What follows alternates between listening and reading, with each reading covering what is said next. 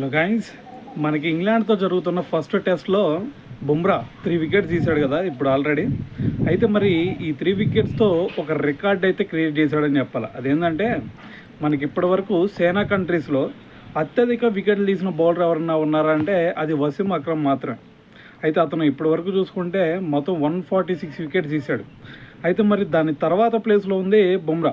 అయితే మరి బుమ్రా నిన్న ఈ 3 వికెట్స్ తీసుకోవడం వల్ల సో మొత్తం కూడా 147 వికెట్స్ తీసుకొని మరి వసీం అక్రమ్ పేరు మీద ఉన్న ఈ రికార్డ్ని బ్రేక్ చేశాడని చెప్పాలి.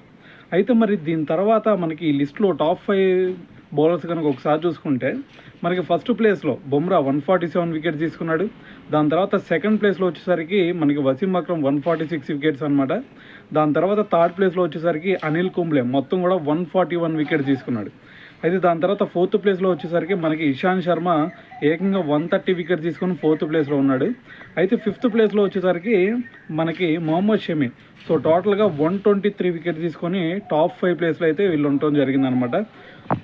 సో మరి ఓవరాల్గా బుమ్రా క్రియేట్ చేసిన ఈ రికార్డ్ని బట్టి మరి మీరేమనుకుంటున్నారు అనేది కూడా కింద కామెంట్ చేయండి.